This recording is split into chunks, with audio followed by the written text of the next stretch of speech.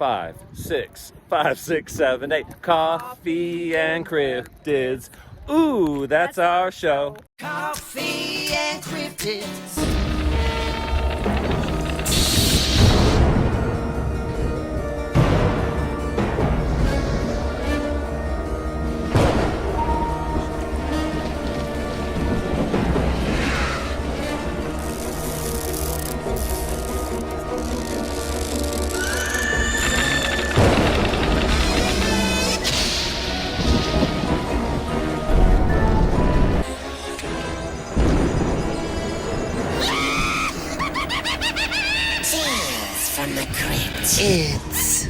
Hey creeps, instead of looking for cryptids today, we are going to look for ghosts in a very special Halloween episode. But first, we need coffee! We hit the ever-pretentious and excruciatingly obnoxious Stereoscope Coffee in Echo Park. What is this place? What is this place? Starbucks? This place is a fucking joke. I already have notes. It's just constructed wooden furniture. There's nowhere soft to sit. Like what? What are we doing here? Do we have a fucking menu? 0 back support. It is always crowded and everyone in there is super pretentious and the coffee isn't even that good. So we had to try it.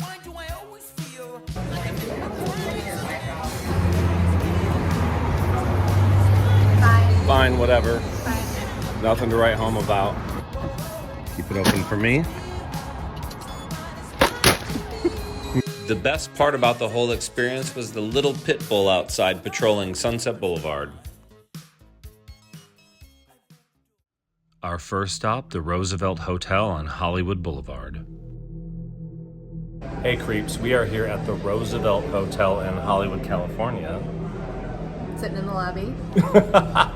Roosevelt is a haunted hotel in Hollywood, one of our favorite spots. We're here to talk about ghosts. All our favorite weird, spooky spots around Los Angeles. So the Roosevelt Hotel lobby, you always get tons of tourists in here, but it's supposedly very haunted. And there's like multiple ghosts, weird stories that you hear. People who work here have said that a lot of weird stuff has happened. People don't like to be here after dark working by themselves.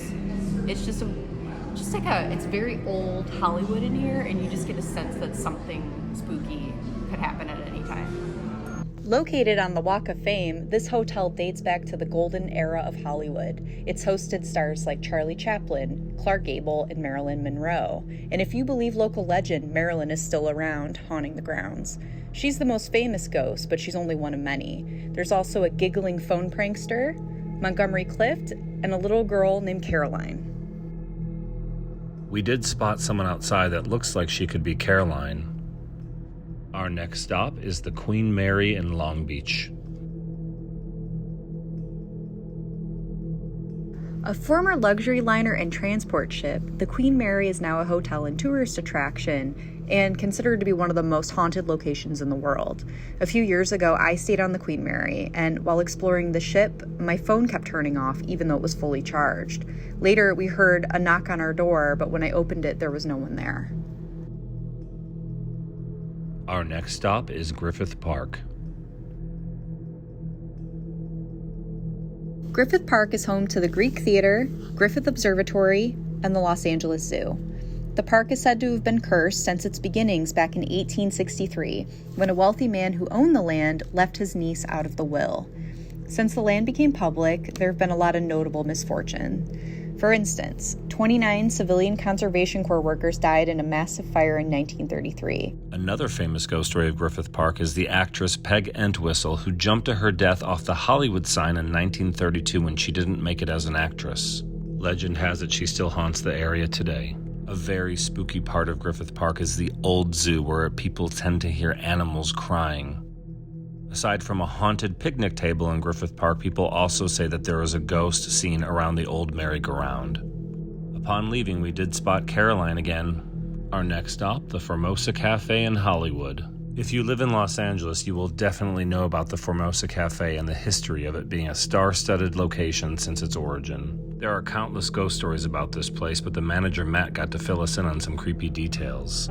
What paranormal experiences have you yourself experienced while working here? I've experienced this place getting very cold without the AC being on. I've experienced things getting just knocked over and there's no wind. Glasses just, we had a glass explode in someone's hand, in a staff member's, just broke. We believe that Lem Kwan, the old owner, likes to hang out here still. He had a lot of good times here, and for decades. Or Bugsy Siegel, or Mickey Cohen, some of the gangsters who frequented this place many decades ago. Our next stop, the Millennium Biltmore Hotel in downtown Los Angeles. The hotel opened in 1923 and at the time was the largest hotel in the United States west of Chicago. Besides countless movies being filmed here over the years, countless ghost stories have emerged as well. Most famously, this is the last location the Black Dahlia was seen before her disappearance. Supposedly, she haunts the bar in the hotel.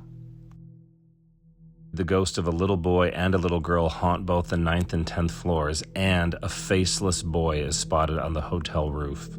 The hotel does have a creepy, shining feel to it. Come and play with us, Daddy.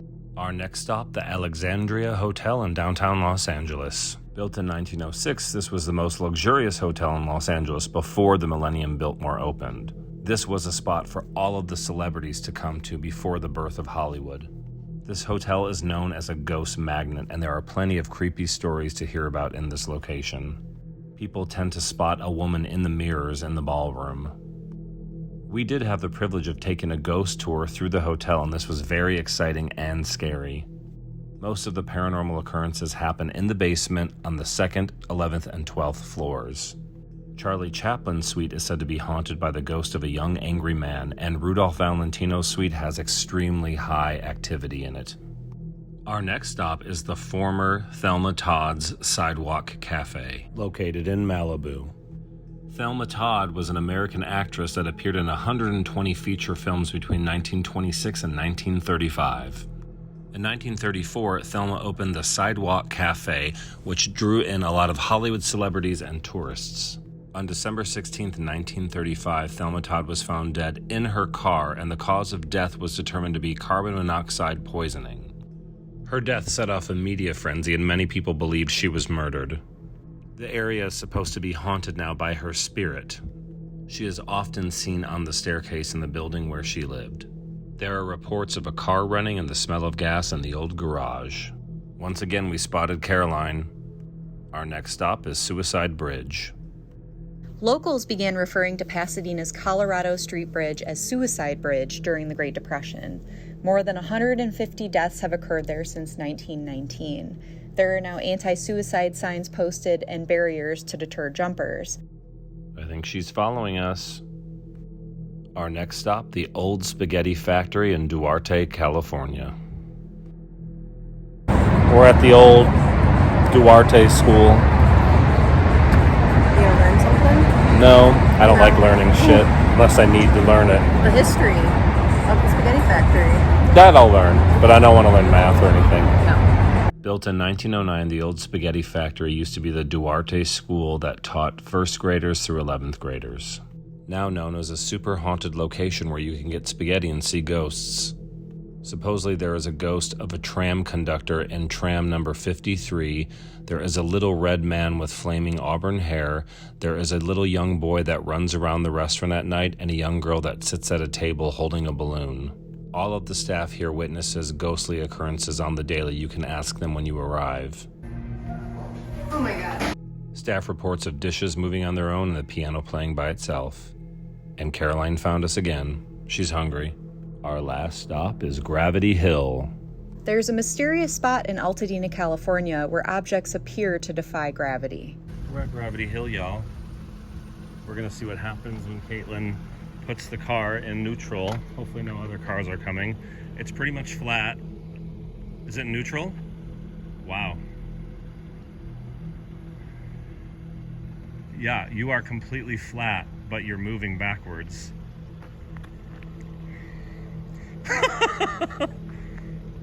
That's cool. I don't know what this has to do with ghosts, but we're putting it on our video.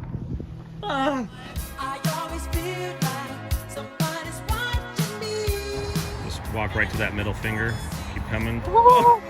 And this is the perfect setting because the Roosevelt is very scary and haunted.